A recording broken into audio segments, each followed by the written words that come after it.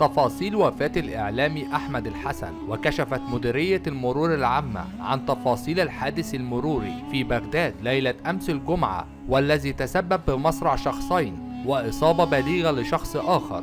وقال مصدر عراقي أن الإعلامي أحمد الحسن وزميله توفيا نتيجة حادث سير نتيجة تصادم عجلتين بالقرب من جسر القادسية جهة الخضراء وسط بغداد.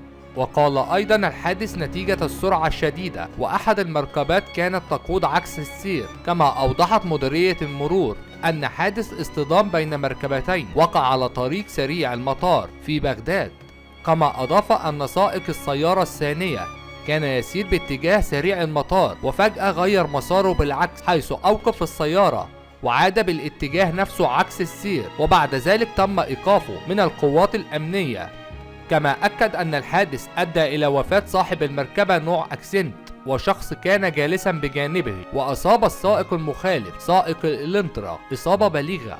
وكانت الأوساط الصحفية نعت الزميل الشاب الإعلامي أحمد الحسن مقدم البرامج الإنسانية الذي أوفته المنية وزميله المونتير مصطفى غزوان أثر حادث سير مساء أمس الجمعة في بغداد.